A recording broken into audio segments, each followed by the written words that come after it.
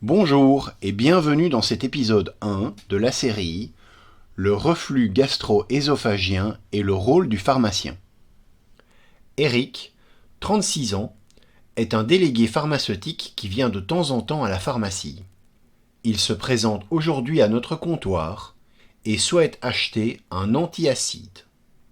Face à cette demande, nous ouvrons le dialogue en lui demandant d'abord si c'est pour lui et s'il a déjà utilisé ce type de médicament. Il nous répond qu'il a l'habitude de les prendre pour soulager ses brûlures d'estomac. Avant de délivrer ce médicament, nous lui posons quelques questions supplémentaires qui nous permettent de connaître les symptômes ressentis par le patient,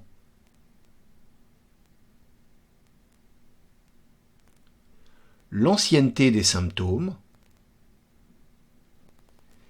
les circonstances de survenue des symptômes, la fréquence des symptômes. D'autres questions seront ensuite posées afin de recueillir les informations sur les habitudes alimentaires et de vie du patient, et de prendre connaissance des traitements médicaux en cours, y compris la prise récente des médicaments pour soulager ses brûlures d'estomac. Voici le résumé de ses réponses. Le patient nous dit qu'en ce moment, il ressent une désagréable sensation de brûlure qui part en arrière du sternum et qui remonte vers sa gorge. Parfois, des aigreurs acides remontent jusqu'à sa bouche et lui donnent un goût amer. Il y a 4 mois, il a commencé à souffrir de ces symptômes. Avant, il survenait surtout après des soirées arrosées avec ses amis. Mais depuis quelques semaines, les remontées acides le gênent après les repas, en particulier lors de repas gras, épicés ou alcoolisés. Le fait de se pencher ou s'allonger favorise également l'apparition de ces symptômes. Il est souvent obligé de dormir avec plusieurs coussins dans le dos pour éviter le reflux. Auparavant, plusieurs semaines pouvaient s'écouler sans symptômes, mais avec le temps, la fréquence des symptômes a augmenté. Ce dernier mois, ils apparaissent au moins 2 fois par semaine. Interrogé sur ses habitudes alimentaires et de vie, il nous confie qu'il ne surveille pas vraiment son alimentation, ni ses heures de repas. Il mange quand il peut. Il a l'habitude de boire tous les jours quelques verres d'alcool fort, type whisky, vodka, pour se détendre après une journée de travail, ainsi que beaucoup de café pour tenir le coup, car ses nuits sont très courtes. Par ailleurs, il traverse une période assez stressante à son travail, qu'il considère comme étant à l'origine de ses brûlures d'estomac. Quand il a mal à la tête, il consomme jusqu'à 3 grammes d'aspirine par jour. Il en prend d'ailleurs le matin pour repartir du bon pied s'il a un peu trop bu la veille au soir. Enfin, pour soigner ses maux d'estomac, il achète depuis plusieurs mois, tour à tour, les spécialités Rény, Gaviscon, Riopan, Maalox, en fonction de ce qui lui est proposé. Analyse du cas. Ces réponses nous amènent à penser qu'un reflux gastro-œsophagien, appelé RGO, pathologique, pourrait être à l'origine de ces symptômes. Ses habitudes de vie ont probablement favorisé la survenue de celui-ci. L'ingestion répétée d'irritants qui endommagent l'œsophage comme l'alcool et les anti-inflammatoires, un stress important et une alimentation épicée et riche en graisse constituent des facteurs favorisants. Le RGO correspond au passage d'une partie du contenu gastrique dans l'œsophage en dehors de tout effort de vomissement. Les RGO sont la plupart du temps sans gravité lorsqu'ils sont peu fréquents, brefs et non douloureux. Cela arrive essentiellement après un repas copieux. Dans ces circonstances, il est dit normal ou physiologique. Ce type de reflux n'entraîne pas de complications. En revanche, ce phénomène devient pathologique lorsque la fréquence des reflux augmente et que leur durée se prolonge, induisant alors des symptômes et à terme des complications.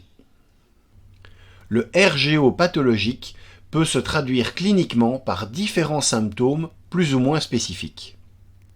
Soit par des symptômes typiques, hautement évocateurs et permettant le diagnostic de RGO dès l'interrogatoire. Le pyrosis, correspondant à une sensation de brûlure rétrosternale irradiant de façon ascendante le long de l'œsophage, donc de l'estomac, jusqu'à la cavité buccale. Et les régurgitations acides ou remontées acides. Ces dernières sont perçues comme amères dans la bouche. Ces symptômes surviennent volontiers après le repas ou dans certaines positions comme penché en avant ou allongé.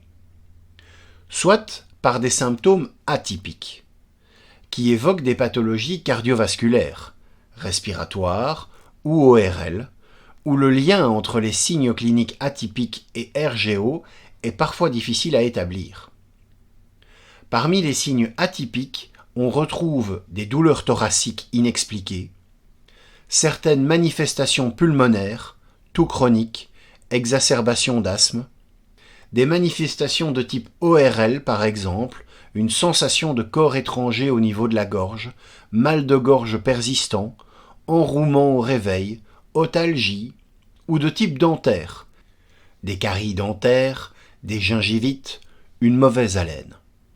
Dans ce cas de comptoir, nous sommes en présence d'un patient de moins de 60 ans présentant deux symptômes typiques du RGO pathologique. Il n'a ni symptômes atypiques, ni signes d'alarme tels que une perte de poids inexpliquée, des douleurs et ou des difficultés à avaler, des vomissements avec du sang dans les selles. Ces symptômes sont dits alarmants car ils imposent au plus tôt une consultation chez le médecin. Ils peuvent être le signe d'une forme sévère du RGO ou une affection néoplasique. Toutefois, la fréquence des symptômes ressentis par le patient, plus de 2 fois par semaine depuis 1 mois, est inquiétante. En effet, un RGO très fréquent et qui s'installe dans le temps peut à la longue causer des complications plus ou moins préoccupantes. Parmi ces complications, on retrouve une inflammation de la muqueuse ésophagienne. Elle résulte de l'irritation des muqueuses ésophagiennes par les remontées acides. Des ulcères ésophagiens. Il s'agit de plaies profondes qui se forment sur la paroi interne de la muqueuse de l'ésophage. Il résulte d'une inflammation chronique de la paroi ésophagienne. Des ulcérations étendues exposent à un risque d'hémorragie digestive traduite par des vomissements sanglants ou des selles hémorragiques. Ce phénomène peut être favorisé et amplifié par une prise médicamenteuse, anti-inflammatoire non stéroïdien ou anticoagulant par exemple. Une sténose ésophagienne, elle correspond à un rétrécissement de l'ésophage consécutif à la cicatrisation fibreuse d'une œsophagite chronique et sévère. Elle se manifeste par une dysphagie, c'est-à-dire une difficulté lors de la déglutition. L'ésophage de Barrett. Cette affection se caractérise par une transformation de la muqueuse ésophagienne en une muqueuse de type intestinal. L'ésophage de Barrett augmente le risque de souffrir d'un cancer de l'ésophage. Le cancer de l'ésophage, il s'agit d'une tumeur maligne qui se développe dans la paroi de l'ésophage.